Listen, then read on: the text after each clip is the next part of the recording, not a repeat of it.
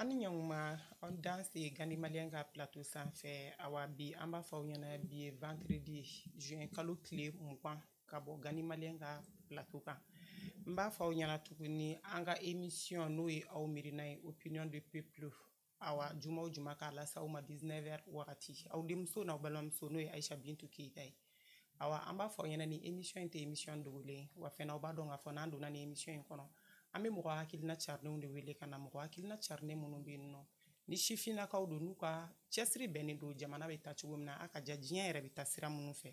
awa o hukumu kɔnɔna na bi an ka weleli bila la ka taa fo Kati an b'a dɔn k'a fɔ mɔgɔ min b'an bolo fana o fɛnɛ tɛ mɔgɔ dogolen Musa Zan Jara awa Musa Zan Jara ye Katika ye an b'a wele kuma bɛɛ an ka plateau kan Musa Zan Jara i ni ɲankuma Aisha an b'i fo an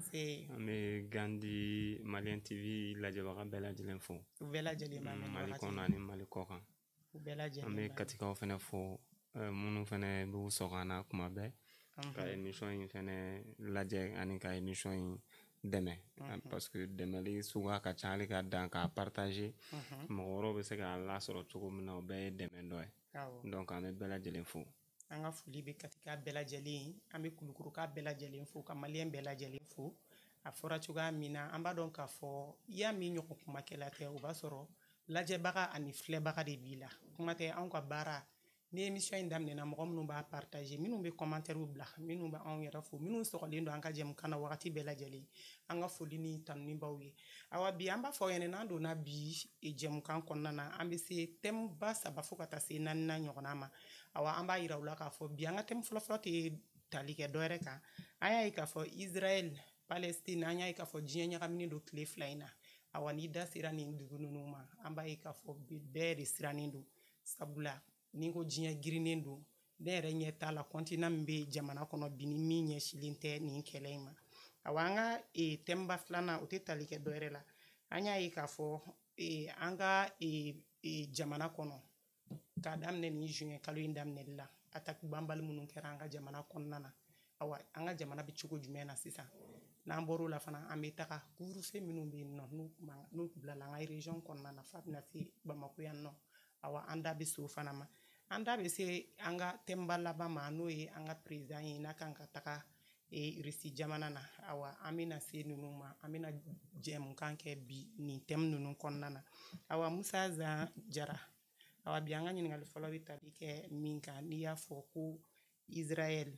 awa ale ni Palestine i b'a ye k'a fɔ bi bɛɛ b'a fɔ ko an t'a dɔn ni 3e guerre mondiale de bɛna daminɛ wa diɲɛ kɔnɔ bi na an yɛrɛ bɛ da an tɛ sunɔgɔ sabula nin kɛlɛ in kɛlen bɛ bi bɛɛ kunkanko ko ye i mana taa bɔlɔlɔsira an ka jabaraninw an ka fɛn o fɛn bɛ yen nɔ n'i bɛ kunnafoni sɔrɔ a kan i b'o o kuma dɔrɔn de sɔrɔ mɔgɔw da kɔnɔ awa e yɛrɛ hakilina ye mun ye nin kɛlɛ in kan yalima Palestine Israël awa jamana jumɛnw de don an b'u lasɔrɔ cogo jumɛn na awa munna nin kɛlɛ in kɛlen don menace ye diɲɛ ma ok d'abord Aisha an bɛ i fo fɔlɔ i yɛrɛ ka cɛsiri la comme an ɲɛ b'a la cogo min na i ka question belebeleba don parce que ça marque aujourd'hui l'actualité bi i mana na yɛlɛ bɔlɔlɔ kan i mana na an ka kunnafoni sira fɛn fɛn jate minɛ i b'a ye k'a fɔ k'a bɛɛ dominenen don ni kibaruya min ye o ye kibaruya min bɛ yen n'a bɛ Israël ni Iran ka sama-samali kan sama-samani min n'a yɛrɛ taara laban mugu jugu fili la ɲɔgɔn kan n'a bɛ kunɲɔgɔn kelen bɔ bi i ka ɲininkali kɔnɔ i b'a ka fɛ k'a dɔn Israël ni Iran bɛ yɔrɔ min fɛ diɲɛ yɛrɛ kɔnɔ n'i ye diɲɛ ta k'a jate minɛ i b'a ye an tilalen don continent o b'a fɔ continent la i b'a fɔ farafinna an bɛ continent africain de la donc i b'a ye minnu bɛ nansarala a bɛ fɔ yɔrɔ min ma Europe continent européen donc i b'a ye continent américain continent asiatique donc Israël ale ni Iran bɛɛ bɛ o continent in de kan a bɛ fɔ yɔrɔ min ma k'a fɔ ko continent asiatique mais appellation wɛrɛ bɛ yen i b'a ye min employé don kosɛbɛ min bɛ fɔ mɔgɔw fɛ u b'a fɔ ko proche orient donc Proche-Orient wa Moyen-Orient Proche-Orient donc o ye arabu dugu minnu bɛ n'u ni Afrique ka surun u ni Europe ka surun i b'a ye fɛnɛ a yɔrɔ dɔw bɛ yen nɔ olu ni an b'a fɔ cogo di Asie jamana sagom Asie jamana belebelebaw fɛnɛ ka surun parce que dugu jamanaw don jamana minnu bɛ yen nɔ i b'a ye k'a fɔ frontière de b'u ni Afrique cɛ d'une part n'o ye entre Égypte i mana Égypte ta Égypte ni Égypte ka bande dɔ bɛ yen nɔ parce que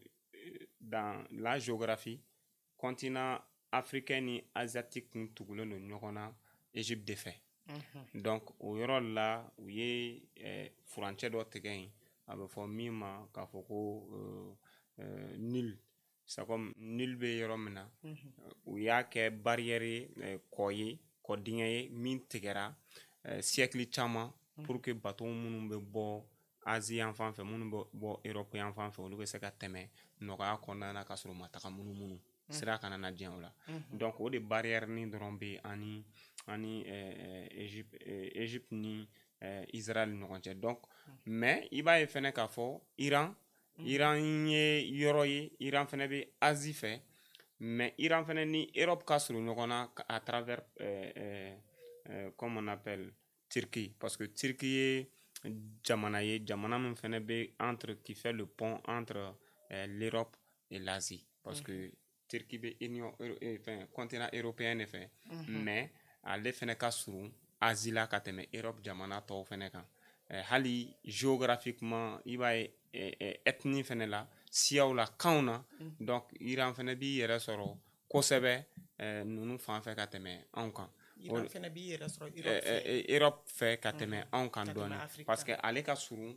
Pakistan de bɛ ani comme on appelle Turquie de bɛ dancɛ bɔ kosɛbɛ donc u ka tabiyaw caman ye kelen maintenant Israël ta ye fɛn min ye parce que i b'a mɛn k'a fɔ Israël i b'a mɛn k'a fɔ Palestine parce que kɛlɛ in bɛɛ b'olu de dɔn mais voilà bɛɛ b'olu de dɔn Israël ni Palestine mun de la bi Iran voilà alors que Israël ni Iran ka jan géographiquement u ka jan a bɛ taa kilo 1000 ani 700 ni dɔɔnin na n'i y'a ta sanfɛ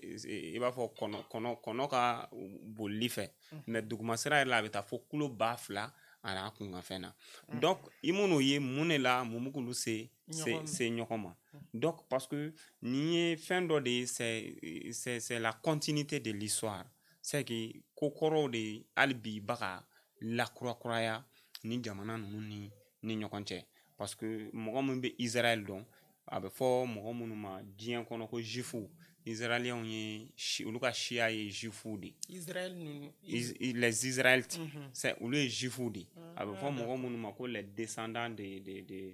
de Moussa c'est comme Moïse ye mer Rouge traversé ka bɔ Égypte ka taga continent parce que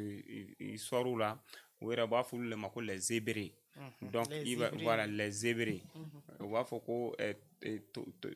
Taureta jiginna olu de kan ani les 10 commandements o jiginna olu de kan juifs de kan donc Nabila Musa cira ka bɔ Farawuna ka répression kama k'a ka bɔ ni nin peuple de ye Égypte ko ka taga n'u ye terre promise kan donc terre promise in kɛra yɔrɔ jumɛn olu bolo o de ye Israël u sigilen don yɔrɔ min na mais u yɛrɛ fa dugukolo tɛ c'est que selon les histoires olu ye dunanw ni u nana u bisimila siya dɔw de fɛ donc o siya ninnu composelen don arabuw de la arabu minnu fɛnɛ bɛ yen nɔ n'o ye arabu minnu ka diinɛ fanga bonyana silamɛya de côté la kosɛbɛ mais juifs ninnu nana depuis u ka communauté ka dɔgɔn fo kana fanga sɔrɔ fo olu yɛrɛ mɔgɔ minnu y'u bisimila fo k'olu ka terrew olu ka sigiyɔrɔ minnu la bi i b'a ye k'a fɔ de 1958 kana bila sisan na Israël yɛrɛ ka reconnu diɲɛ jamana caman fɛ k'a dɔn k'a fɔ ko dugu don ko jamana don indépendance b'a bolo k'a daminɛ o waati la kana bila fo sisan na i b'a ye k'a fɔ Israël occupait une partie de Palestine à hauteur de seulement de 13%. A kun tɛ tɛmɛ o kan quoi mais bi ils sont à peu près à 80 à 99% u ye occupation min kɛ donc fɛn dɔ de don dugukolo siya ko kuma b'a la dinɛ ko b'a kɔnɔ donc o de la mankan in c'est une guerre historique i b'a ye histoire la en 1960 vers 1960 guerre dɔ wulila u b'a fɔ la guerre de 7 jours waati min na arabu dugu bɛɛ farala ɲɔgɔn kan arabu dugu 7 Égypte kun b'a la Syrie kun b'a la a waati Liban kun b'a la Yemen kun b'a la o dugu 7 de farala ɲɔgɔn kan k'a fɔ k'u bɛ Israël k'u b'a détruire ka bɔ carte kan o de la a tile 6nan c'est comme u ye tile 1 2 3 4 a tile 6nan Américains ni Angleterre ni France ni jamana caman bɛ minnu donna kɛlɛ kɔnɔ ka se k'u bɛɛ la évacuer ka bɔ u kun ye dugukolo yɔrɔ minnu minɛ donc o de la i b'a ye k'a fɔ ko yɔrɔ caman b'u bolo hali Syrie yɔrɔ dɔ bɛ yen nɔ min bɛ Israéliens bolo donc i b'a ye Liban yɔrɔ dɔ bɛ yen nɔ min b'u bolo donc Israël ta kɛra occupation ye ni dugukolo ninnu kan donc i b'a ye dugukolo dɔw sɔrɔla kɛlɛ de fɛ kɛlɛ bannen sigika kumaw kɛlɛ a bɛ fɔ ko bon aw kana tɛmɛ yan kan ninnu kana na tɛmɛ yan kan donc u y'olu terre ninnu fana occuper parce que dugukolo dennin de don dugukolo fitinin ni ye Israël yɛrɛ bonya ta yɛrɛ ça dépasse pas à peu près 300 000 kilomètres carrés n'i y'a ta a jateminɛ o la donc u ka population tɛ tɛmɛ mɔgɔ 9 kan mais par contre n'i ye Iran ta Iran bɛ taga fo mɔgɔ 90 n'a kunkanfɛn na donc a t'u ni ɲɔgɔn cɛ en termes de population a t'u ni ɲɔgɔn cɛ en termes de géographie fɛnɛ superficie la a t'u ni ɲɔgɔn cɛ mais n'i ye u b'a fɔ cogo di ko n'i ye ba kɛtɔ ye ka ba bin voilà dɔ de sɛmɛyɔrɔ ka ɲi bɛɛ datugu ka yɛlɛ i b'a ye bɛɛ b'a fɔ ko Israël fo an yɛrɛ kan talen dɔ la an kun bɛ a fɔ ko voilà i b'a ye mɔgɔ minnu balawu ka di mɔgɔ minnu hali quartier kɔnɔna na i b'a ye du dɔw bɛ yen nɔ u tɛ bɛn kuma bɛɛ u bɛ mankan na an b'a fɔ ko Israël ni Palestine o bɛ ban Israëlakaw donc parce que histoire là c'est comme ça qu'on les appelle ban Israël donc i b'a ye k'a fɔ mun yɛrɛ de fɛn in déclenché mun de nana ni bɛnbaliya in ye i y'a ye waati la depuis octobre 2024 a bɛ fɔ minnu ma les Libanais donc olu ye wulikajɔ dɔ kɛ parce que Liban on appelle une partie de Liban a bɛ fɔ yɔrɔ ma bande de Gaza donc o bɛ Liban ni Israël le ni ɲɔgɔn cɛ c'est comme Israël ni Palestine fana ye jamana kelen de ye quoi c'est comme Israël ni Palestine bɛɛ tugulen don ɲɔgɔn na c'est que n'i ko k'o tugulen don ɲɔgɔn na u bɛɛ bɛ territoire kelen de kan quoi i b'a mɛn k'a fɔ religion fana la fɛn dɔw bɛ yen nɔ minnu fana bɛ a bɛ fɔ ko kira y'a ka sanayɛlɛ kɛ misiri min na n'u b'a fɔ a ma ko a terme bɛɛ tɛ n kɔnɔ Bagdad Mukdas kira y'a ka sanayɛlɛ kɛ o bɛ nin yɔrɔ in de la o bɛ Palestine de wa ou bien o bɛ Israël de a bɛ Palestine a bɛ nin dugu c'est que Palestine ou bien a b'u ni ɲɔgɔn cɛ de Palestine territoire de don u b'a fɔ ko Jésus crucifiera yɔrɔ min fana la k'a genge o fana b'o yɔrɔ kelen de la o b'o yɔrɔ kelen de la donc i b'a ye k'a fɔ mun de dugukolo ninnu bɔlen don ɲɔgɔn na koko de fɛ koko de b'u ni ɲɔgɔn cɛ o misiri min filɛ nin juma misiriba de don Palestiniens bɛ seli mais a bɛ Israël de ka emprise kɔnɔ mara kɔnɔ bi pour que Palestiniens ka bɔ yen ka na seli misiri in kɔnɔ mɔgɔ hakɛ dɔ de autoriselen don juma o juma minnu bɛ don misiri in kɔnɔ Israéliens fɛ parce que olu de ka contrôle bɛ yɔrɔ in kan olu dun tɛ silamɛ olu ye juifs de olu fana ka alabato cogo ni silamɛw ka alabato cogo tɛ kelen donc conflit baden bɛ kɛ ka sabu kɛ o histoire ni mais dugukolo ko b'a la siya ko b'a la diinɛ ko b'a la donc i b'a ye k'a fɔ mɔgɔ min bɛ yen nɔ min bɛ Palestine dɛmɛ o ye arabu jamanaw ye mais militairement mɔgɔ min b'u dɛmɛ yɛrɛ militairement o ye Iran ye ni arabu jamana bɛɛ la mɔgɔ min b'u dɛmɛ kosɛbɛ Palestine dɛmɛ kosɛbɛ kɛlɛ la o ye Iran ye Iran fana b'u dɛmɛ à travers une armée libanaise qu'on appelle Hezbollah. Hezbollah ye kɛlɛkɛcɛw ye minnu fana bɛ Liban de fɛ branche armée militaire b'u bolo politique mɔgɔw b'u la c'est des islamistes donc olu dagayɔrɔ bɛnnen don Liban de ma c'est des Libanais Liban ni Palestine fana de bɛ o dancɛ in na o dancɛ in fana bɛ olu ni Israël de ni ɲɔgɔn cɛ donc le 14 je crois octobre 2024 Hezbollah ye opération terrestre dɔ kɛ ka don Israël ka Israël dugu caman yuguyugu ni marifa ye donc ani u ye misili caman fili Israël dugukolo kan donc o de sababu la Israël ye offensive dɔ engagé contre Palestine u ma wuli dɔrɔn u kun y'a wuli ko Hezbollah groupe armé min bɛ yen nɔ n'o bɛ ka Palestiniens dɛmɛ k'u b'olu désarmer u ma ɲa u désarmer kɔ ko bon ko min yɛrɛ don sisan k'u bɛ Gaza yɛrɛ qui est considéré comme la capitale de Palestine k'u bɛ Gaza yɛrɛ ci Israéliens y'o fɔ donc u bɛ Gaza ci u tɛ d'a cili ma dɛ Donald Trump qui est le président des États-Unis o yɛrɛ ko bon ko lui va proposer à ce que les Gazaouites c'est comme mɔgɔ minnu sigilen bɛ yen k'u b'u bɔ yen u ta ka bɔ yen ka taa fan wɛrɛ après u bɛ reconstruction kɛ o ye Amérique ka kuma kɛra ye o waati kɔnɔ donc Israël ma foyi to yen bi an bɛ yɔrɔ min na Gaza foyi tɛ yen k'a fɔ ko so jɔlen filɛ a sen kan k'i b'a ɲuman jɔlen ye i t'a ye o kuma mɔgɔw tɛ yen hadamadenw hali balo min bɛ don pour que ka na hadamadenw dɛmɛ u b'a tigɛ u b'a dan sira la donc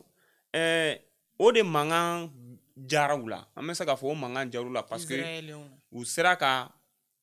ɲɛmɔgɔ minnu tun bɛ Hezbollah la u y'olu caman faga o tɛmɛnen ka bɔ u ye Hezbollah affaibli militairement u b'a dɔn fana Hezbollah furunen don ni Iran ye parce que Iran de bɛ Hezbollah furu ni missile ni fɛnw na donc u bolo u ye temps min kɛ ni kɛlɛ in na k'a fɔ ko nin bɛna Iran affaibli donc n'u tilara Palestine na u ye Liban fankelen bɛɛ yuguyugu maintenant en plus an b'o kɔnɔna na o bɛnna ni coup d'état kɛli ye Bachar al-Assad la par les islamistes donc olu islamistes minnu fana nana fanga ta Syrie donc ils se sont profité ka se ka Syrie fana bombarder Syrie aéroport Syrie ka kɛlɛkɛminɛ ɲuman tɔ minnu tun bɛ yen u y'olu fana détruire o bɛɛ Israël ka baara de dɛ donc ils se sont profité encore o de ni san fila in kɔnɔ donc nin bɛɛ ye 2 ans in kɔnɔna ne donc ka u ɲɛsin Iran ma sisan o ye opération in tɔgɔ da k'a fɔ ko u bɛ fɛ ka an ka todunkan na c'est comme ka Iran bolo bɔ a ka mugujugu dilan na k'a dabila donc Iran dun ye jamana ye programme nucléaire bɛ Iran bolo a mɛnna mais programme nucléaire sugu jumɛn don o tun bɛ ka baara kɛ ni programme nucléaire civil de parce que Iran bɛ uranium produit ils font partie des plus grands producteurs de l'uranium au monde donc au de la u kɛlen ka o programme kun lancer diɲɛ mɔgɔw kun sigira k'a fɔ non ko Iran man ka bombe nucléaire sɔrɔ parce que il faut reconnaître que Iran fana kɛrɛfɛ jamana dɔ bɛ yen c'est vers les 1990 que olu ye bombe nucléaire sɔrɔ n'o ye Pakistan ye n'o ye Indonésie ye donc olu bɛɛ sera k'u ka programme développer ka se ka bombe nucléaire sɔrɔ k'a produit yɛrɛ ka se ka a mara parce que munna kɛlɛ in a déclenchera ni bombe nucléaire ko ye parce que Israël ko olu bɛ ka nin min kɛ palestiniens la olu bɛ ka nin min kɛ syriens na olu bɛ ka nin min kɛ yéménites la parce que ni jamana ninnu bɛɛ ye arabu jamanaw ye jamana minnu bɛ yen nɔ ni u ka yetaw ni israéliens ka yetaw tɛ kelen ye maraw kɛcogo ni diinɛ kɛcogo la donc Yémen fara Liban fara Syrie fara Iran kan ninnu bɛɛ ye jamanaw ye Israël bolo minnu ye menace ye olu ka existence ma parce que Israël se dit quand l'Iran se dote d'une bombe nucléaire ça c'est une menace pour l'Iran pour l'Israël oui menacer de olu ka existence ma donc il faut faire tout pour freiner le développement de cet engin là à ce que l'Iran ne puisse vraiment pas se doter de cette bombe donc mankan in déclenché kun ye nin i b'a dɔn k'a fɔ ni opération min lancer'u fɛ donc u ka service de renseignement n'u b'a wele Mossad Mossad de ye Israël ka service de renseignement de tɔgɔ ye donc u ye nin opération in lancé il y a quelques années c'est que k'a fɔ baara in bɛɛ finition de déclenchera l'autre jour sinon u ye Iran infiltré ka don ka u ka agent bila ka don ni drone ye en pièces détachées ka se ka taga base dɔ sigi ka se ka u ka chef militaire ninnu ka se k'u ka déplacement dɔn k'u ka itinéraire bɛɛ calculer ka se ka attaque fɛnɛ programmer jusqu'au jour de l'attaque o b'a dɔn nin don attaque bɛ kɛ wa ni mɔgɔ ni tɛti nin bɛɛ bɛna bin a kɔnɔ donc ko kɔni déclenchera ten et dɔwɛrɛ foyi tɛ Israël ne veut pas que l'Iran se dote d'une bombe nucléaire mais ils sont appuyés par les Américains. E yɛrɛ bolo sisan nɔ nin bɛɛ lajɛlen kɔfɛ komi kɛlɛ min wulila an bɛ i yɛrɛ bɛ k'a fɔ ko kɛlɛ min don depuis u ka histoire ninnu daminɛli la o kɛlɛ de don bon sisan stratégie jumɛn de kan ka kɛ sisan nɔ ka se ka nin kɛlɛ in jɔ parce que a bɛ ka diɲɛ jɔrɔ kojugu n'i y'a jateminɛ jamana caman de fɔra sisan nɔ ale ni jamana misɛnmanin camanw de fɔra sisan nɔ minnu bɛɛ b'u yɛrɛ sɔrɔ nin kɛlɛ in kɔnɔ bon kɛlɛ tilala ka bɔ o kɔnɔ a bɛ ɲini ka na kɛ continent ye tuguni hali Russie da b'a la Amérique da b'a la nin bɛɛ kun a bɛɛ ye o Palestine kelen ye ni o Iran kelen ye yalima e yɛrɛ bolo stratégie foyi tɛ sɔrɔ ka kɛlɛ in dan sira la tuguni yan. Bon Aïcha ne ka ɲininkali in a ka ɲi kosɛbɛ parce que bi tout le monde est inquiet. Il y a ce qu'on appelle ce qui guette le monde entier aujourd'hui à travers cette guerre, ça c'est la troisième guerre mondiale. Et bɛɛ b'a dɔn fɛnɛ troisième guerre mondiale ye guerre ye guerre min bɛna kɛ guerre nucléaire de o don dɛ o ka ɲi diɲɛ ma bombe nucléaire kelen mana ci e b'o kɔlɔlɔ dɔn diɲɛ wuli selen sisan e b'o kɔlɔlɔ dɔn donc diɲɛ de wulitɔ filɛ maintenant guerre nucléaire tɛ an si arrangé. Il faut reconnaître que Israël même n'a pas min tɔgɔ fɔ bombe nucléaire bɛ Israël bolo olu minnu bɛ kɛlɛ la tan cogoya min na ni bombe nucléaire b'olu bolo o ni cili ka jan bombe nucléaire bɛ Israël bolo depuis 1969 Israël y'a ka bombe nucléaire sɔrɔ à travers la France France de Israël dɛmɛ pour que u bɛ se ka bombe nucléaire sɔrɔ cogo min na dɔw b'a fɔ k'a fɔ ko ils ont à peu près 9 ogives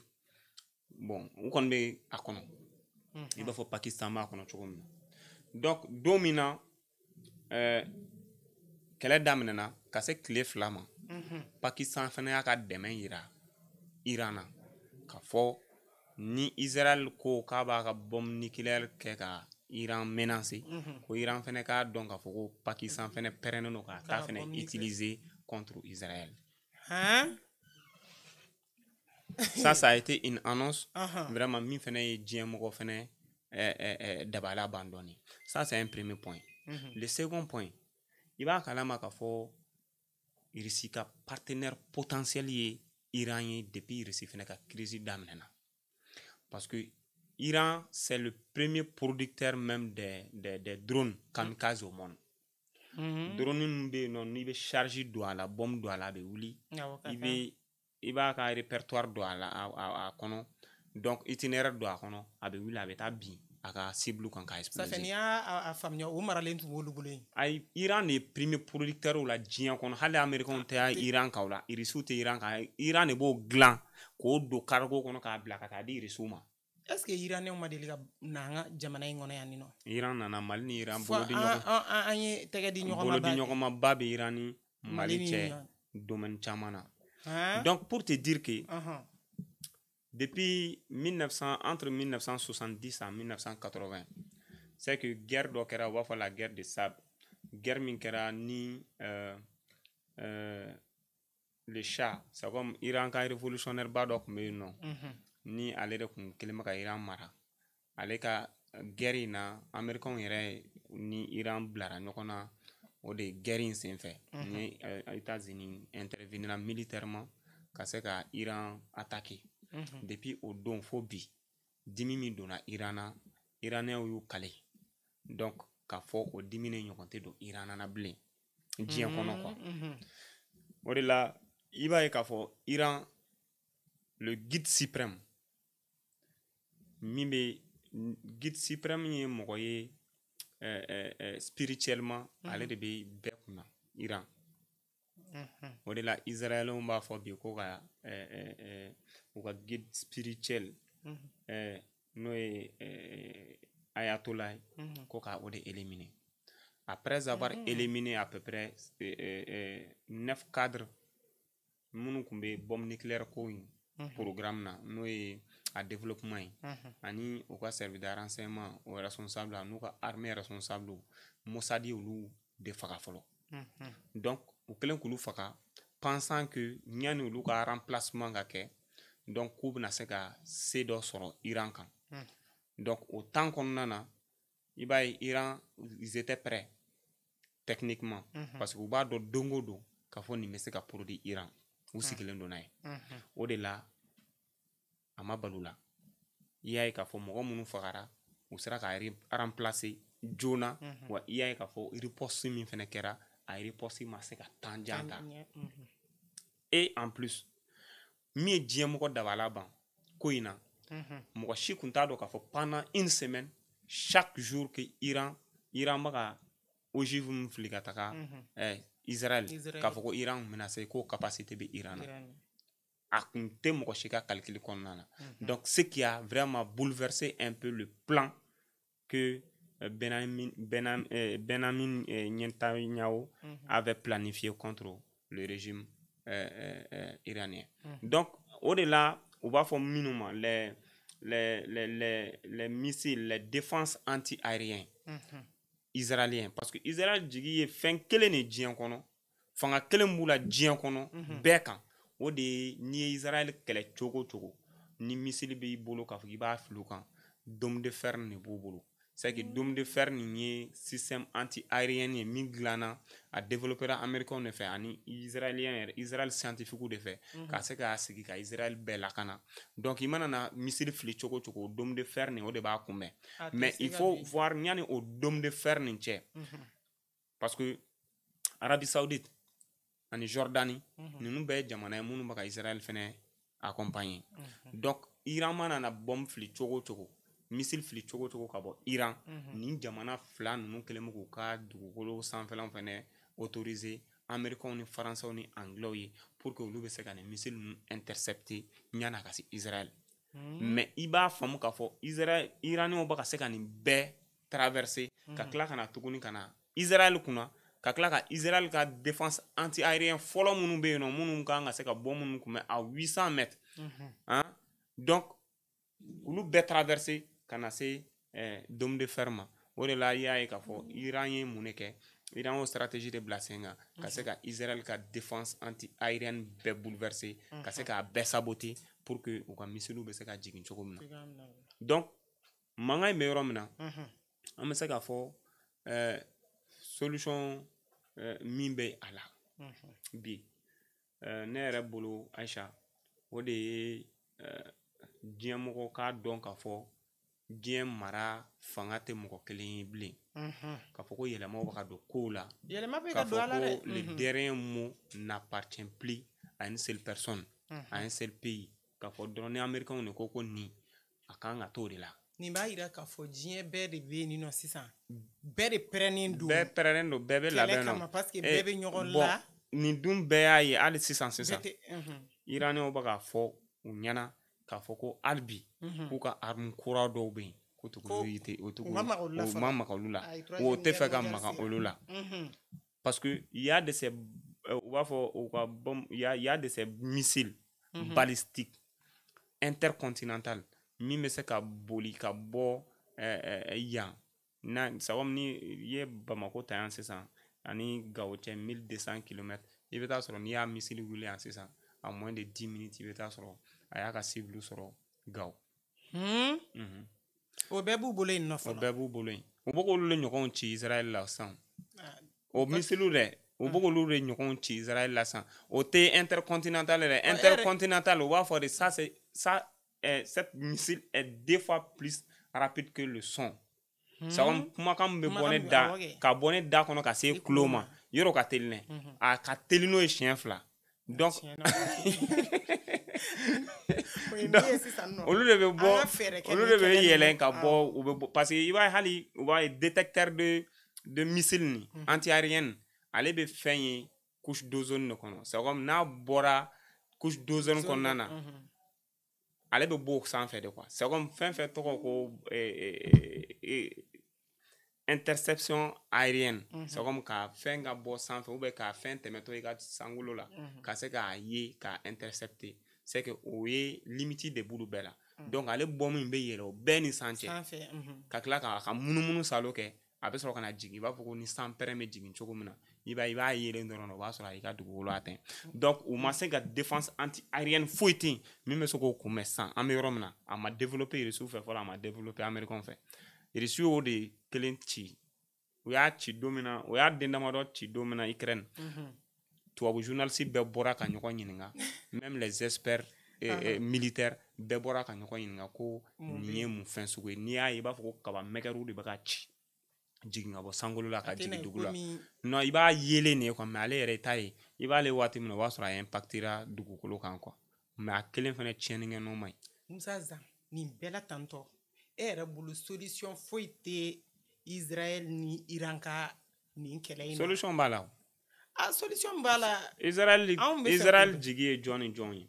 Israël jigi ye américain ye Israël jigi ye faransi ye Israël jigi ye an bɛ se k'a fɔ en un mot Union européenne ye mais Iran fana jigi ye jɔn ye Iran jigi ye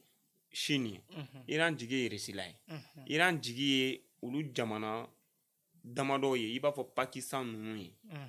o Pakistan o bombe nucléaire b'o bolo a caman Chine a b'o bolo a caman Russie o ye premier ye diɲɛ kɔnɔ mɔgɔ tɛ mɔgɔ min kan Ala ka n'a kɛ donc pour que nin o b'a fɔ cogo di ko misitigiw de bɛ ɲɔgɔn fana wɛrɛtigiw de bɛ olu de bɛ ɲɔgɔn fana donc u tɛ fɛ bon nin bɛɛ la an ma mɔgɔ kelen tɔgɔ fɔ min fana sigilen don dɔrɔn a k'ale ka wele ale da ka don ko la o ye Corée du Nord ye o ye Corée du Nord ye donc olu dun filɛ nin ye olu tɛ a ɲininka maintenant pour te dire que nin fɛn in filɛ nin ye an bɛ yɔrɔ min na bi anw en tant qu'Africain anw ye spectateurs de ye k'an sigi k'a lajɛ dɔrɔn an mana connecté dɔrɔn ɲɛ t'a la u ye nin kɛ u ye nin kɛ anw ye spectateurs de mais k'a yira bɛɛ la k'a fɔ n'a ko tiɲɛna k'a kɔlɔlɔ bɛ yira an bɛɛ la parce que u b'a fɔ cogo di d'abord économiquement ça peut jouer sur le monde entier bateau fɛn fɛn bɛ tɛmɛ bateau caman bɛ bɔ Asie ka na yan a caman bɛ tɛmɛ yen ne fɛ a caman bɔ Europe ka na anw bara yan a caman bɛ tɛmɛ o yɔrɔ in de fɛ la mer rouge donc o yɔrɔ in na ni kɛlɛ in bilenna n'i ye yɔrɔ o sira in datugu a bɛ jouer économie mondiale kan o ye fɔlɔ ye filanan pétrole ko la Iran fait aussi partie des plus grands producteurs de pétrole au monde wa Chine ni Iran ka partenaire fɔlɔ ye pétrole san na à hauteur de 90%. Iran bɛ pétrole produit kɛmɛ o kɛmɛ, Chine kelen dɔrɔn bɛ 90% de san. Donc o y'a embargo de fɛnɛ b'u kan dɛ. L'Iran subit un embargo de plus de 20 ans maintenant. Awɔ. Waati min na Donald Trump nana o kun ye accord dɔ kɛ k'u k'u dabɔ nucléaire ko la k'u bɛ dɔ b'u ka sanction na. Donc Iran ye a ko kun nɛmɛ. O tɛ ɲɛdɔnna ye. Ɲɛdɔnna de don. Parce que olu ko ko mɔgɔ wɛrɛ de kana na bombe nucléaire sɔrɔ diɲɛ kɔnɔ olu mɔgɔ damadɔ kɔ. A bɛ jamana damadɔ min bolo o fɛnɛ de papier b'u bolo ko a ka munumunu ni ɲɔgɔn cɛ. Donc u tɛ fɛ mɔgɔ wɛrɛ de ka doter a la. Maintenant an bɛ olu ɲɛmɔgɔ ninnu parce que o don min na G7 kun bɛ ka kɛ Canada an y'a ye k'a fɔ a rencontre la Donald Trump bɔra yen rapidement ka taga États-Unis fo a la Faransi président ye déclaration kɛ ko non ko n'i y'a ye Donald Trump tagara a bɛ ka taga pour prendre des mesures pour soutenir l'Israël et Donald Trump a dit que le président français a menti parce que c'était pas la raison qui l'a poussé à quitter la rencontre k'a sɔrɔ a ma ban. Donc fɛn min don parce que bɛɛ b'a dɔn k'a fɔ Israël ka allié fɔlɔ o ye américains ni mais k'a fɔ Amérique bɛna don guerre la Amérique de bɛ ka u doter arme na Amérique de b'u doter homme na Amérique b'u doter fɛn caman na mais k'a fɔ ko américains yɛrɛ kan na k'a fɔ ko ni Amérique rentré tɔ ye guerre la o décision ma ta fɔlɔ militaire an y'a ye k'a fɔ voilà donc kangardaw bɛ ka kɛ donc Donald Trump ka kunu kuma la je crois il a porte-parole ka kuma la ils ont dit que ils vont attendre 2 semaines. Voilà, 2 semaines avant de rentrer dans la danse directement. Mais est-ce que aux 2 semaines qu'on en a Israël tobina to Iran bolo wa parce que Iran ma ka usu ama baga ta chogo hali kliga na juma jigini yusu hali juma jigini donc o ye fɛn minnu ye est-ce que États-Unis fɛnɛ ta ka siran ka don ko kɔnɔ wa parce que bi fɛn min don bɛɛ bɛ jateminɛ de la mɔgɔw bɛɛ sigilen don k'a lajɛ a ko bɛna laban cogo min na parce que guerre ye objectif dɔ de Israël ko k'ale bɛ fɛ ka Iran affaiblir pour que Iran kana na se ka bombe nucléaire sɔrɔ mais Israël yɛrɛ militairement Israël ne peut pas changer vraiment cette donne de l'Iran parce que munna militairement Israël ne peut pas o tɛ se militairement mɔgɔ kelen bɛ se k'a to u bɛ se k'a fɛn o ye Amérique de bon Iran yɛrɛ ka site 2 de bɛ yen minnu dɔnnen don officiellement k'a fɔ k'u bɛ ka enrichissement kɛ yen Iraniens bɛ ka enrichir bombe nucléaire baara bɛ ka kɛ yen o site 2 la site kelen bɛ yen nɔ o yɛrɛ bɛ souterrain kɔnɔ o bɛ sous-sol la à hauteur de à peu près 800 mètres mètre 800 ka jigin dugu jukɔrɔ o baara bɛ ka kɛ yen quoi donc bombe foyi tɛ yen fɛnɛ Israël bolo k'a fɔ o bombe bɛ se k'o yɔrɔ in atteint o bombe fɛnɛ bɛ mɔgɔ kelen de bolo diɲɛ kɔnɔ min dɔnnen don officiellement o ye américain ye est-ce que américain fɛnɛ bɛ na o di wa bon est-ce que ni Israël fɛnɛ bolo k'a fɔ n'ale ma se ka Iran affaiblir a contre attaque bɛna kɛ jumɛn est-ce que nin fɛnɛ tɛna diɲɛ mɔgɔ tɔ ɲɛ don Israël la wa est-ce que Israël ka miti min kun bɛ Israël ko kunna k'a fɔ Israël maka tɛ se ka kɛ Israël la parce que américains ka nukɔnɔ si don o fini ma b'u kan wa fini bɔr'u kan ka ban parce que an si kun sigilen tɛ n'a ye k'a fɔ ko u bɛ se ka sɔrɔ tan ka se nin degré ma f'u ka dɛmɛ ɲini voilà donc maintenant bɛɛ b'a dɔn k'a fɔ ja u bɛ ka nin fɛn fɛn kɛ nin bɛɛ ye kuma de ja mɔgɔ fɛnɛ bɛ yen min fɛnɛ bɛ se k'u min fɔrilen don n'u ye donc maintenant est-ce que ni kɛlɛ in taara ɲɛ Israël bɛna sɔn fɛnɛ k'a ka bombe nucléaire utiliser wa ni Israël y'o utiliser américains ka sɔn Israël ka hali ka den kelen utiliser est-ce que olu fɛnɛ tɛna sira di Russie ma Russie fɛnɛ k'o kɛ Ukraine wa donc tout ça là i b'i yɛrɛ ɲininka maintenant est que Iran ka a ɲɛsinnen to Israël ma a bɛ ka Israël bombardé waati min na ni diɲɛ waritigibaw fɛnɛ ka bateau minnu ma ka tɛmɛ ale ka côte fɛ ale k'o sira tigɛ ou bien bateau fɛn o fɛn tɛmɛtɔ sous-marin b'u bolo n ko sous-marin b'u bolo sous-marin nucléaire b'u bolo minnu bɛ to ji jukɔrɔ à des kilomètres ka se ka bombe jugu ninnu fili o sous-marin ninnu mana na bila en opération yen baton tɛ yen min fana bɛ tɛmɛ est ce que o tɛna je diɲɛ yɛrɛ économie kan wa entreprise caman tɛna na jɔ o kɔnɔ wa donc ko in bɛ yɔrɔ min na mɔgɔw bolo k'a fɔ basakɛlɛ de don n da t'a la mais o y'a tigɛko ɲuman ko ye n'a ko tasuma ma don i ka bugu la an bɛɛ sen bɛ don a la bon an b'o de dynamique kɔnɔ malgré que anw sigilen bɛ yan nɔ en tant que voilà africain spectateur mais an y'a ye k'a fɔ an donna deuxième guerre mondiale kɔnɔ sans vraiment être conscient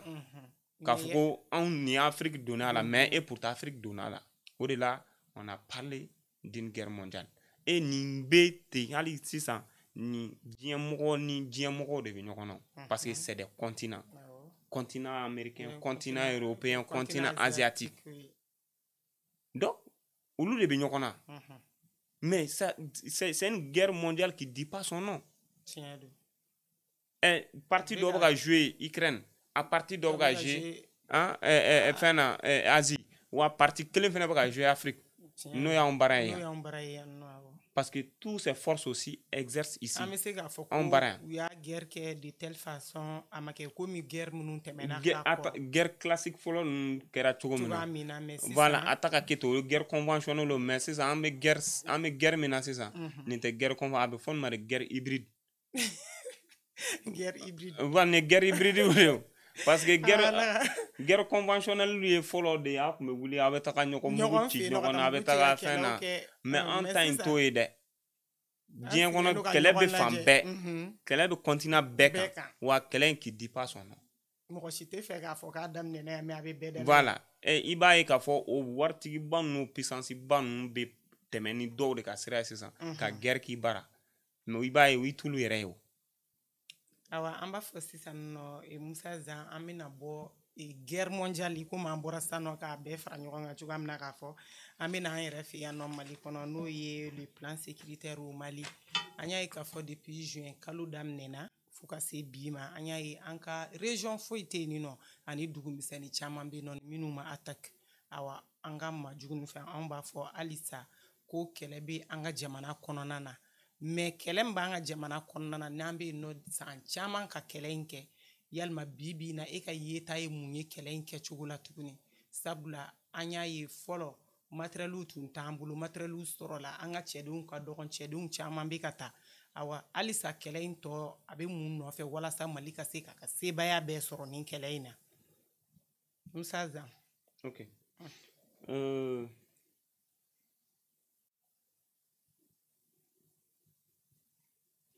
bɛna min f'i ɲɛna an ka kɛlɛ in ça nous a servi de connaître un peu la stratégie de guerre, notre propre potentialité, notre force, notre capacité quand même de faire face à ce genre de crise. Parce que kɛlɛ min daminɛna ɲinan ye a san 15 ye an bɛ se k'a fɔ officiellement sinon officieusement depuis que Mali donna indépendance kɔnɔ Mali bɛ kɛlɛ la ce qui crée un peu la différence entre nous et les autres Mali ye jamana min bɛ yen nɔ ni a ma chance sɔrɔ ka kɛ kɔgɔjida la jamana do jamana min bɛ yen nɔ ni a ka bon mais à 2/3 c'est comme a 100 sarala o 100 sarala i b'a ye 70 o ye cɛncɛn fuga de donc jiko ka gɛlɛn baloko ka gɛlɛn baganw voilà gɛlɛya b'a kɔnɔ donc ni i b'o jamana sugu mara avec une population quand même un peu dense c'est comme an ka jama man ca wa jama min fɛnɛ don a tɛ bouger kosɛbɛ donc n'i b'o jamana sugu mara mara tɛ i b'a fɔ minnu bɛ jamana denninw kɔnɔ géographiquement dense peupleux donc an ka fɛnw tɛ kelen maintenant kɛlɛ in na an b'a faamu k'a fɔ bi Mali ka kɛlɛ kɛra sababu ye a ye yɛlɛma don an ka mara yɛrɛ kɛcogoya la parce que ça a impacté sur même la gestion politique du pays. Mara sugu min kun b'an bara fɔlɔ n'o ye politique mara ye n'o ye la gestion classique du pays à travers la politique i b'a ye a ye yɛlɛma don la ka sabu kɛ fɛɛrɛ minnu kun bilara sen kan pour faire face à cette crise o fɛɛrɛ ninnu caman bɛ yen nɔ ils ont échoué donc ce qui a fait que l'armée même a pris son destin à main donc an b'o de kɔnɔna na maintenant kɛlɛ in de fɛnɛ sababuya la jamana saba sɔnna k'u bolo di ɲɔgɔn ma pour créer une confédération qu'on appelle Alliance des États du Sahel. Mun de la parce que y a eu une crise an bɛ se k'a fɔ qui a dépassé les frontières, qui a occupé vraiment d'autres pays. Donc on était condamné k'an bolo di ɲɔgɔn ma pour qu'on fasse vraiment chemin ensemble an ka se ka solution sɔrɔ kɛlɛ in na. En plus de ça, an ka gestion c'est comme militaire surasiya yɛrɛ mara kɛcogoya i b'a ye k'a fɔ kɛlɛ in ye yɛlɛma caman don an ka surasiya yɛrɛ mara kɛcogoya la kalanw kɛcogoya commandement kɛcogoya k'anw sigicogo k'anw protection kɛcogo même communication armée pour l'armée o fɔlɔ an ka surasiw anw bɛ surasiw ye cogo min na surasiw bɛ fɛn mais bi yɛlɛma donna la i b'a ye k'a fɔ vraiment ça nous a beaucoup enseigné donc ne bɛ se ka min fɔ k'a fɔ bi jugu anw bɛ ennemi min dɔn fɔlɔ ennemi ye yɛlɛma boloda caman de kɛ parce que jamana mana s'u la ni fasi dɔ ye u bɛ fasi wɛrɛ ta ni jamana ser'u la n'o fasi ye u bɛ fasi wɛrɛ ta i b'a ye u ye fasi caman de développer mais toujours l'armée reste en elle-même l'armée s'adapte et l'armée fait face donc an b'o de kɔnɔ et a ma jamanadenw yɛrɛ fɛnɛ yira tile kelen parce que on fait confiance à notre armée an jama wuli parce que an b'a dɔn cɛ minnu b'an ka armée kɔnɔ c'est des hommes c'est des femmes vraiment qui sont dignes et qui peuvent faire face à cette crise et ils sont en train de faire face aussi et an b'a ye k'a fɔ a résultat ça a quand même porté vraiment fruit dans beaucoup de localités donc i b'a ye k'a fɔ Mali ye kilomètre million kelen 1,241,000 kilo kɛmɛ fila ani kilo kɛmɛ 41 ɲɔgɔn na million kelen kilo million kelen 1,241,234 km² n'i y'a ta k'a jateminɛ Mali ye région 20 c'est comme région 19 ka fara capitale kan ni an ka découpage c'est comme an ka organisation territoriale ta il y a ce qu'on appelle la capitale politique c'est que président ni an ka administration bɛ yɔrɔ min na ka fara capitale régionale kan mais jamana dɔw la i b'a ye k'a fɔ u ka découpage n'an ta kɛcogow tɛ kelen mais an ka découpage kɛlen don de telle sorte que il y a l'État il y a les régions auparavant il y avait des cercles mais cercles bɔra yen sisan il y a les arrondissements il y a les villages il y a les fractions donc Mali la bi dugudenni 12,000 bɛrɛ t'a jɛ 13 la k'a fara cercle kɛmɛ an'a kun ka fɛn an bɛ 156 je crois cercle an b'o de kɔnɔ arrondissement t'o la donc nin bɛɛ lakanali ka nin bɛɛ kɔlɔsi ka nin bɛɛ population makaran ka nin bɛɛ ka va-et-vient lakɔlɔsi ka nin bɛɛ ka baganw kɔlɔsi ka nin bɛɛ ka duntaw kɔlɔsi forow kɔlɔsi nin bɛɛ reposelen don jɔn de kan an ka faamaw n'o an ka force de défense et de l'armée donc olu ye jɔnw ye c'est ces hommes là qui portent ces tenues là qui se sont donné leur vie qui ont été présentés sous le drapeau pour dire que bon ne sɔnna ka nin di jamana ma pour que ka se ka aw lakana donc olu bɛ yɔrɔ min na bi anw ni mɔgɔ minnu bɛ ɲɔgɔn na qui mène une guerre nya kuma fɔ bon u bɛ terme caman fɔ a ma mais ne b'a fɔ guerre hybride do kuma dɔ la guerre in a bɛ kɛ face à face ye mais guerre na kuma dɔ la a bɛ kɛ guerre ye i yɛrɛ t'a dɔn i ni mɔgɔ minnu bɛ ɲɔgɔn na donc o ye fɛn ye an n'olu mɔgɔ sugu de bɛ ɲɔgɔn na et on a constaté aujourd'hui que l'ennemi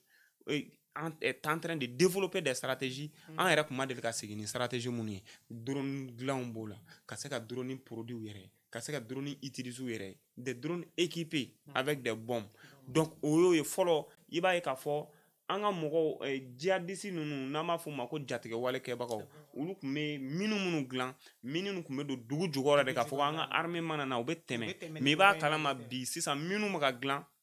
mine bɛ don yiri de la a bɛ fɔ mine ma des mines à effet dirigé c'est que mine bɛ ci de a bɛ ɲɛsin ma bon a bɛ ɲɛsin u y'a kɛ cogo la parce que an ka armée la généralement an ka mɔgɔ minnu bɛ sigi pick-up kɔnɔ u b'a dilan i sigilen pick-up kɔnɔ mine in bɛ bɛn aw disida ma ou b'aw ɲɛda de ma donc a bɛ f'olu ma des mines à effet dirigé u b'a don yiriw la u bɛ se k'a don hali kulukɛrɛ n'a bɛ tɛmɛ yɔrɔ min na parce que il y a des endroits au Mali parce que n'i ma bɔ i tɛ Mali géographique dɔn donc il y a de ces endroits là ne ko k'e bɛ taa fɛ il y a de ces passages là on les appelle des passages forcés sira foyi tɛ yen k'a fɔ i bɛ bɔ o dugu la ka se yɔrɔ wɛrɛ n'i ma tɛmɛ o sira in de fɛ donc o sira ninnu la généralement embuscades bɛ da yen o sira ninnu la généralement pièges bɛ kɛ yen donc an ka armée bɛ nin baara ninnu de la donc nin kɛlɛ in daminɛli ni sisan cɛ an bɛ se k'a fɔ a ye anw kɔni permettre bi ka se ka fɛn caman faamu guerre ko la ka fɛn caman faamu an ka sɔrɔsiya mara kɛcogo ka fɛn caman faamu même siniɲɛsigi labɛnniw na kɛlɛko bunakun kan parce que dans 5 ans dans 10 ans dans 20 ans donc anw bɛ kuma bi kan mais an kan ka kuma fɛnɛ perspective kan dans 5 ans qu'est-ce qu'on va devenir qu'est-ce que cette guerre là va se transformer a bɛ komi ni Iran kun m'a labɛn san 20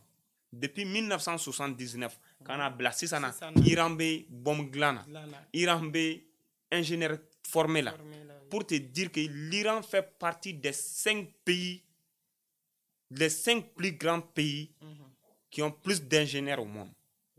awɔ yɔrɔ anw bara yan nɔ n'a fɔra ko karisa ye nin ye c'est que ingénieur a man ca mais olu bara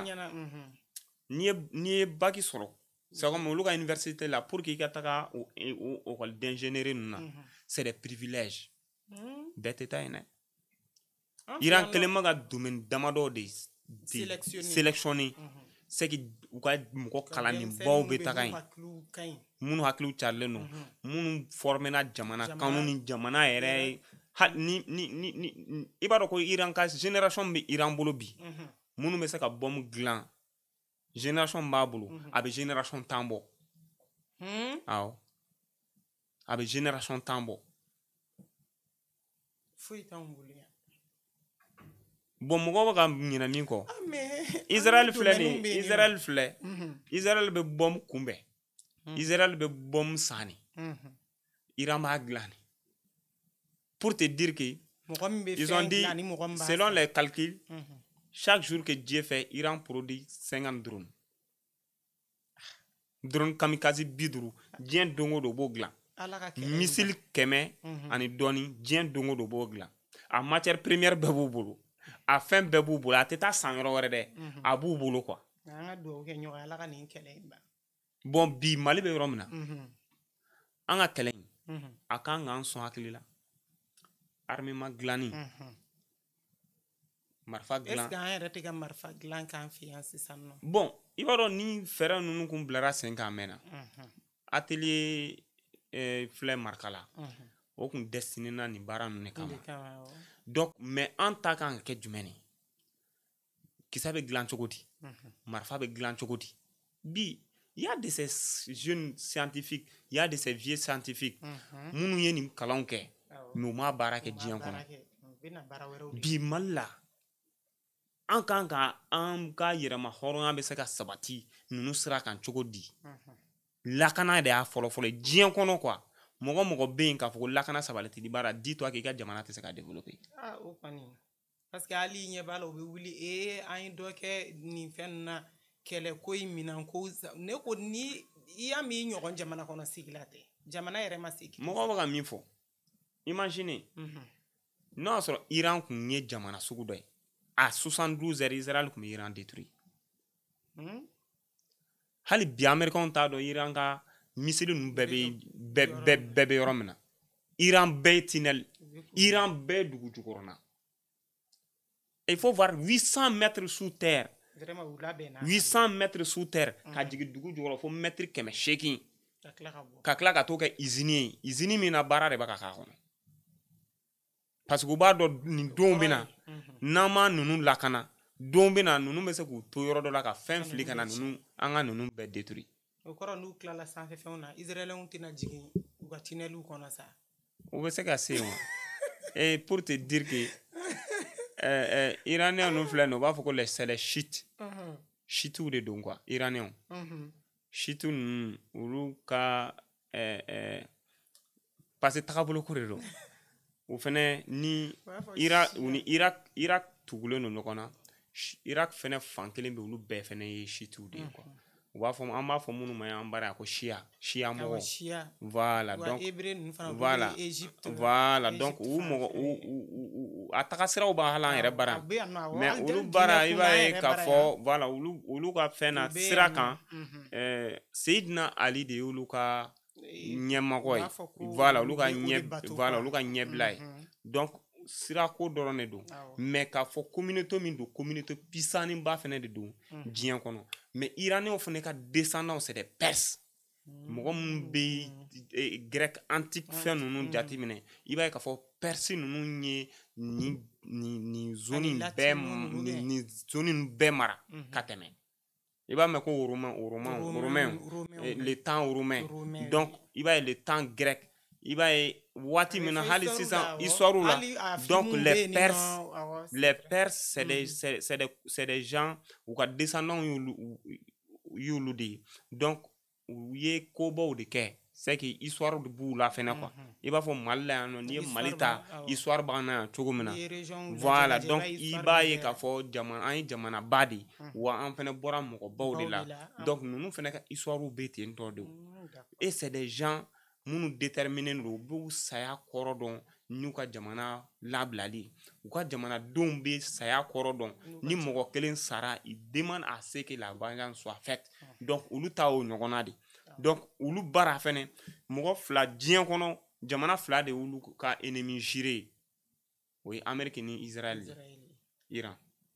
san o san manifestation ba dɔ bɛ kɛ u bara n'u bɛ nin jamana fila ka drapeau jeni. Musa an ka bɔ u kɔnɔna na an ka na Mali kɔnɔna na tuguni an k'a fɔ mercredi tɛmɛlen n'o bɛnna 18 juin ma an y'a ye k'a fɔ Mali gouvernement bɔra k'a fɔ parti politique fɛn fɛn b'an ka jamana kɔnɔna na ko yalima k'u ka taa ka yɛrɛ ɲɛfɔ kɛ ka da parti ninnu musaka minnu kun kɛra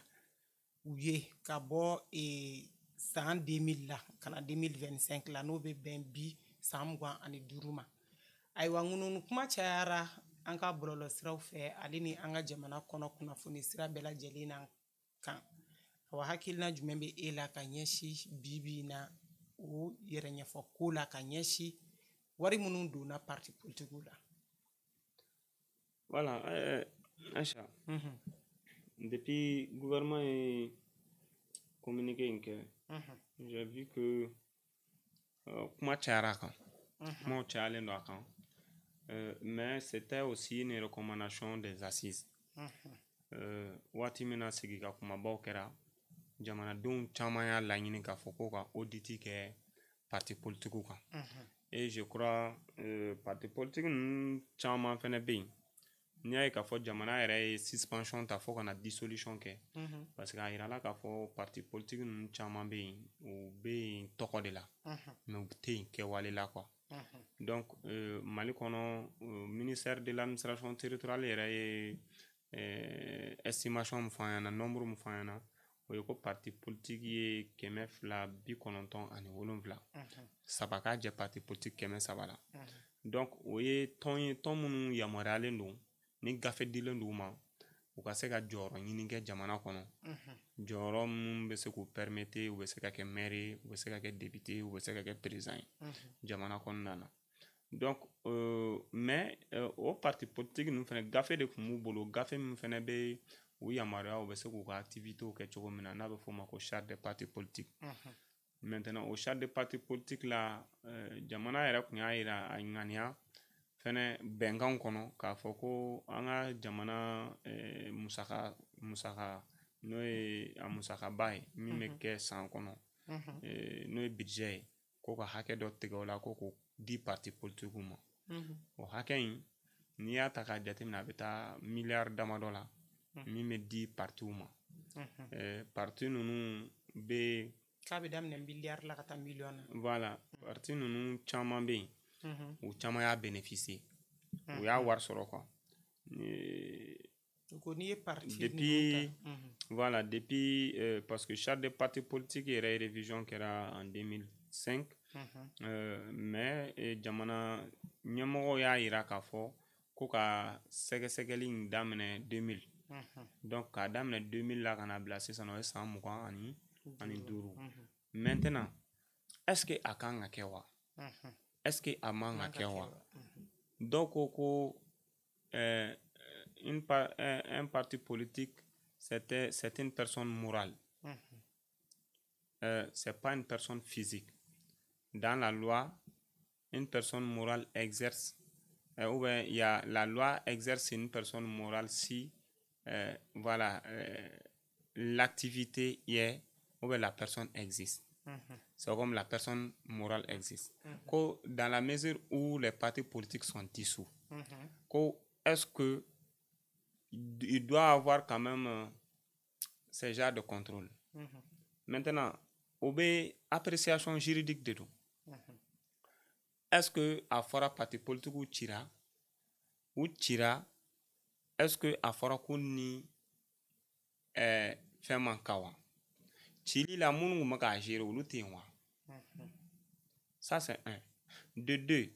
jamana ma fo ka fo fene ko parti politique ko dablara. A fora de ko parti politique bina ci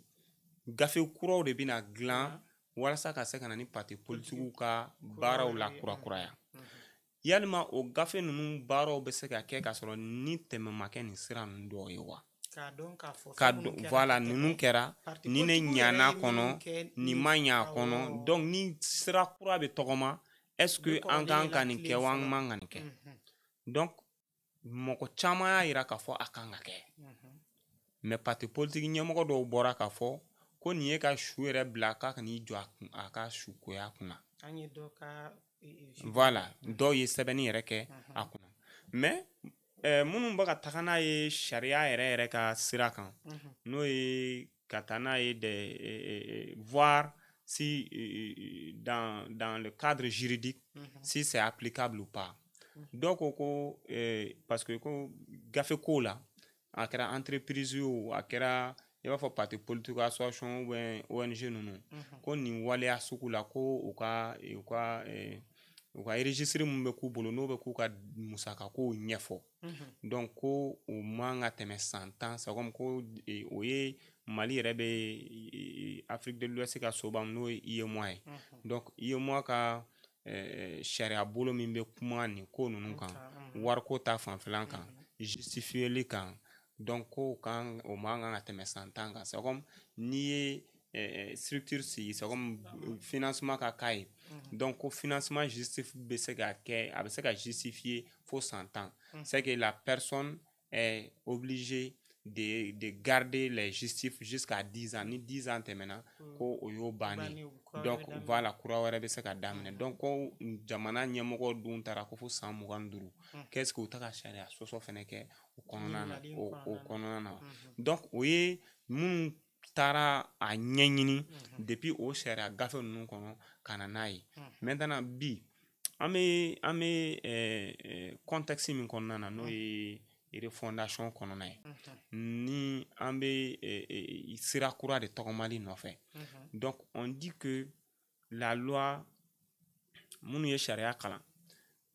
ko la loi ne vise que pour l'avenir elle n'a point d'effet rétroactif maintenant o ye jamana minnu bɛ yen ka fɔ u organiser le ninnu o ye jamana minnu bɛ yen ka fɔ crise t'u da la gɛlɛya tɛ yen bi an bɛ yɔrɔ min na anw bɛ ka bɔ gɛlɛya dɔ de kɔnɔ an bɛ fɛ ka sira kura de tɔgɔma ne yɛrɛ kɔni bolo ni e yɛrɛ ye en tant que responsable politique en tant que entité politique en tant que structure politique ni e tigi yɛrɛ reprocher fɛn na ni dalen do i ka waliyaw n'u ka kɛtaw la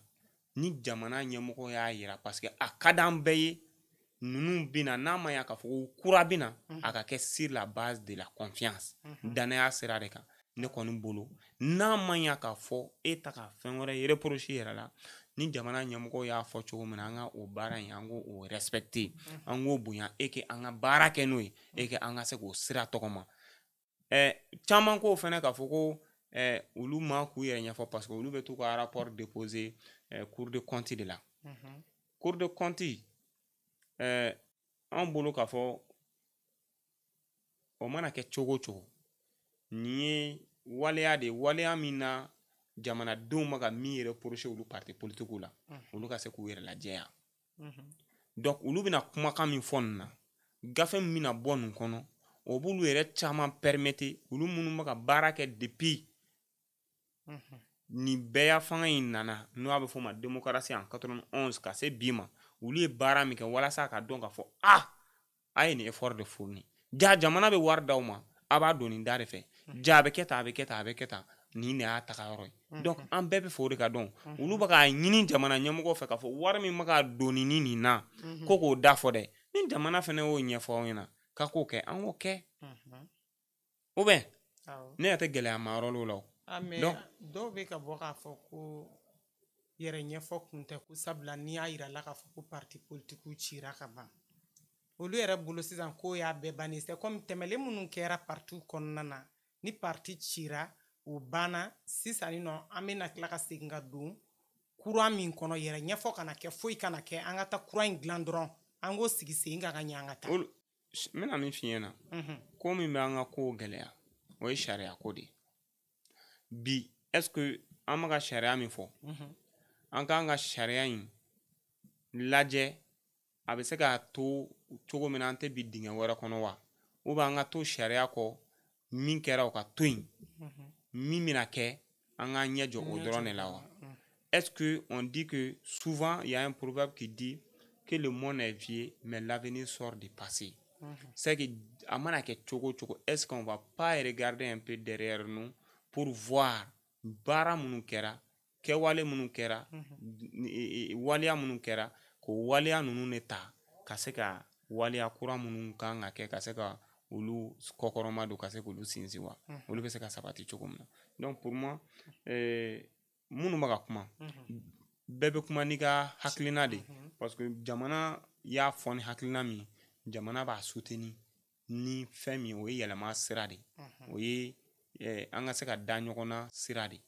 u kɛtaw nataw la olu bɛ se ka kɛ ka ɲa cogo min na donc aw mun ye parti politique ye aw minnu lajɛ ni angle wɛrɛ k'a kɛ i b'a fɔ ko o ye hali bi u bɛ ka na digi aw kan ka aw tɔ su donni ne t'a bila o minɛn kɔnɔ quoi parce que n'a fɔra bi ko parti min yanni parti yɛrɛ ka dissolution cɛ parti ɲɛmɔgɔ dɔ yɛrɛ ka kuma kɔnɔna na radio so dɔ la a ko olu parti bɛ yen minnu bɛ sariya kɔnɔ ko n'i y'a ta k'a jateminɛ ko jamana yɛrɛ ye liste dɔ kuru tun ye hakɛ dɔ bɔ ko jamana minnu ka hakɛ bɛɛ dafa parti minnu ka hakɛ bɛɛ dafa n t'a dɔn ko parti 40 ani dɔɔni mais dɔw bɛ yen nɔ k'olu ka compte ko ni fɛn dɔw tun ma ɲɛnabɔ 179 donc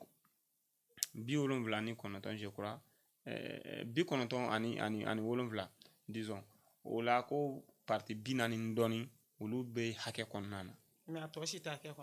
si t'a kɔnɔna na donc o ye parti ɲɛmɔgɔ dɔ yɛrɛ ka kuma kɛ donc bon tɛna pour que a tɔ ka se ka walawala ni nin baara in kɛra olu kelen kelenni minnu bɛna to yen est-ce que danaya tɔ tɛna na sinsin olu kan wa donc pour moi an bɛ se k'a bila o minɛn de kɔnɔna na donc ne kɔni bolo nin tɛ kojugu ye n'i tɛ ka fɛn reproche yɛrɛ la dɛ a baara ka kɛ jamana ɲɛmɔgɔw fɛ o ye tiɲɛ awa an bɔlen o thème kɔnɔna na an bɛna an ka ɲininkali laban na an y'a ye k'a fɔ bi na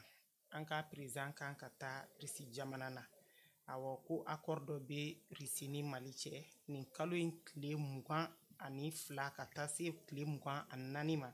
an ka jamanakuntigi n'o ye président de la République Assimi Goïta ale kan ka sen fa ka taa Russie jamana na a n'an ka ministre dɔw n'an ka ministre de la défense bɛ o la n'o ye Sadio Kamara ye yalima e yɛrɛ bolo nin tagama in a kun bɛna kɛ kun jumɛn ye ka taga Russie jamana kan?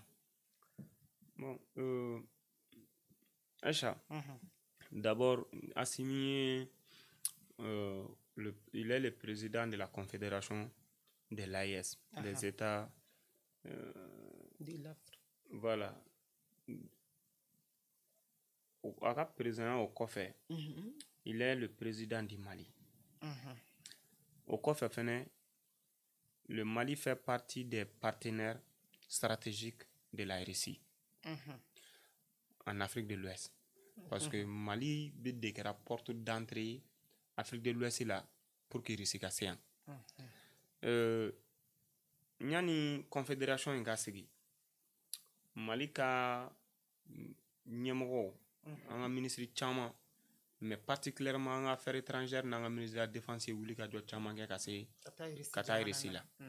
Donc Russie fene be objectif de Russie là. C'est que la Russie veut renouer ses liens avec l'Afrique. Donc, mais domaine follow, on met Russie dans domaine mina kosebe, ou domaine militaire drone. Mais cette fois-ci, la Russie veut diversifier le partenariat. C'est comme les différents domaines d'intervention. Donc, on veut faire la fin. Au-delà, il y a Malika Sanuboro Sanu Arafineri Minake voilà président à Brigue Foloda société Russie d'or na barake. Donc au temene nga boy il va dans d'autres domaines Russie bakana bara nyokonya kan nyonche mais abaka kan bara chogumna voka ke Burkina voka ke Niger au delà ali au cadre kelen konnana Mali président ni jamana nyamoko jamana saba a ministre de la défense ou reçoit bi o kara bi klegana kuluba donc cadre jumena pour que anga lakana ko be buna ko nganga se ka évaluer donc anya e ka fo ni kalo kelen min kɛra ni manga yɛrɛ fanga bunyana jatige wale kɛbagaw fɛ anga ni jamana saba kɔnɔna anya kan chama atakera dugu chama atakera yayi ka fo attaque coordonnée lenu kunu abaka ke Mali la chomna abaka ke Burkina abaka ke Niger donc abeba ke ka tugu nyogona donc wakati kelema donc anya ka fo c'était quelque chose qui était savamment planifié et appuyé aussi par des experts donc anga se ka o be continue ka se ka na riposte damene ni temps kono avec dépend fene anga ni jamana saba sera ka coordination min ke an no kon chawi folo flana anye force conjointe min sigi de l'AES no e che ba duru mi do Mali kelegedo ni Niger kelegedo ni Burkina kelegedo ko fara no kon ga ke force de l'AES ni ubina secteur sécurisé no abe fo mal le secteur de l'Iptako Gourma ni oye Mali zone do ni Niger zone do ni Burkina zone do donc o che ba duru bina ulu ye zone frontalière de min kumbe se gato bamagachi wala nbe keleke ka bo Burkina be bolika do Mali la o boto Mali la ka do Niger donc en beau de fin cadre konnana maintenant asiminga tagali la irisi la ni aye ministre de la défense au sigi ya reçoit follow mais aka tagali yere fena kuma jumen partenariat mimbe ani irisi la ni nyokonche ani sigi ka kuma munu baka ke parce que yaye ka fo anga formateur anga derado munu kume Mali no irisi munu kume olu tagara donc 600 force courant de nana no Afrique comme oui irisi yere surasu yi oui irisi surasi ingénieur expert oui donc munu bina bla formateur corole nola donc au fene beye fanye fɛn minnu kuma bɛna kɛ ni sigiya kuma in kɔnɔna na donc an ka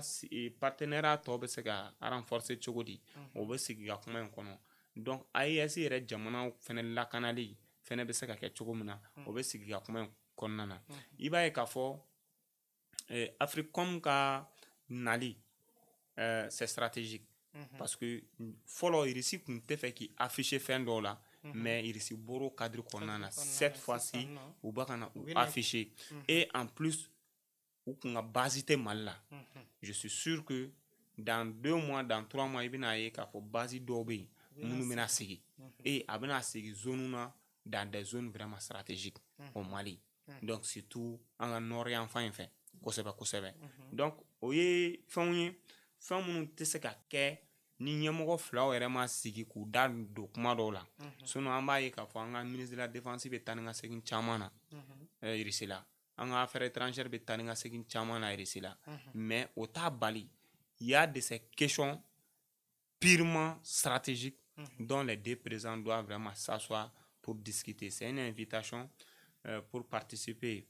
à une activité là-bas, mais à travers l'activité, on va se sur des questions d'intérêt national. Nous, sommes Malika, intérêt koi, ici quand, ani ici il y a intérêt mondial. Donc Poutine vraiment veut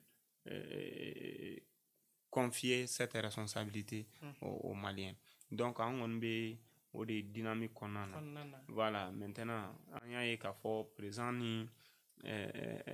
ministre de la défense ministre wɔɔrɔ kɔni bɛ délégation na mais nin cɛba fila olu kɔni ne ka tagali bɛna kɛ poids ye kosɛbɛ kosɛbɛ et pour te dire que 9 mai la n'o kɛra irisi ka défilé ba min bɛ kɛ o fɛ san o san i y'a ye k'a fɔ i bɛ bɔra yen i bɛ invitera i bɛ fɛnɛ ni fɛnw délégation caman taara mais a la an ka ministrew fɛnɛ kun bɛ yen bon cette fois-ci aussi Assimi ne va ka taa et tu verras que dɔ wɛrɛ la i b'a ye cani bɛ taa parce que notre stratégie maintenant c'est bien coordonné et c'est de façon rotative i b'a ye fɛnw bɛ kɛ pour que bɛɛ bɛ se ka dɔ sɔrɔ a la cogo min na et a bɛ kɛ au nom de l'AES et a bɛ kɛ aussi au nom de notre propre pays.